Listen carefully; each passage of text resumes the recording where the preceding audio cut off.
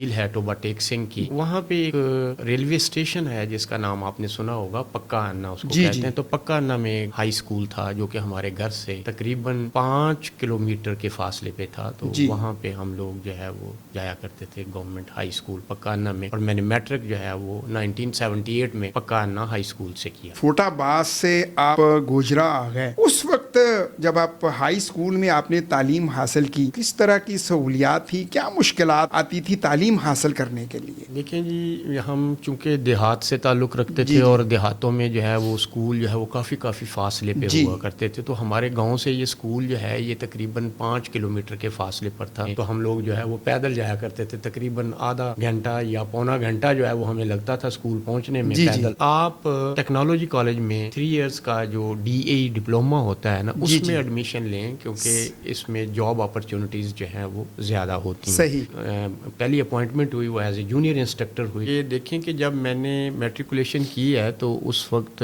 को हमारे घर के हालात इतने ज़्यादा अच्छे नहीं थे कि जी। वो घर वाले जो है मेरी एजुकेशन को सपोर्ट कर सकते। लिहाजा मैंने जो है गवर्नमेंट कॉलेज समनाबाद में जब FSC में एडमिशन लिया तो मैंने एक मकान जो है वो किराए पे लिया। मकान नहीं, आप बल्कि ये समझें कि मैंने एक दुकान किराए पे ली सही। जिस पे शटर लगा होता था। हुकूमती पॉलिसियां जो हैं, क्या आप उससे मुतमिन हैं? हम उससे मुतमिन तो नहीं है। जो प्राइवेट सेक्टर है उसको जो है वो स्टेक होल्डर की तरह हुकूमत जो है वो अपनी पॉलिसियों में नहीं लेती। बदकिस्मती से यहाँ पे जितने लोग भी आए हैं उन्होंने इस शोबे को जो है वो नज़रअंदाज किया, इन लोगों को नज़रअंदाज किया। पॉलिसियाँ हमारी ब्यूरोक्रेसी जो है वो बनाती है और उसमें स्टेक होल्डर की हैसियत से ना पेरेंट्स को लिया जाता है और ना ही असातिज़ा को लिया जाता है, ना ही प्राइवेट सेक्टर को जो है वो लिया जाता है। बच्चा छुट्टी के बाद आता है तो वो उसका माइंड जो है वो वाश हो चुका जी, जी। होता है। उसको बहुत सारी चीज़ें जिसकी कंटिन्यूटी करनी ज़रूरी होती है वो अगेन उसको जो है वो ट्रैक पे लाना पड़ता जी, है। जी। आप हुकूमत को क्या तजवीज़ देते हैं? गवर्नमेंट जो है वो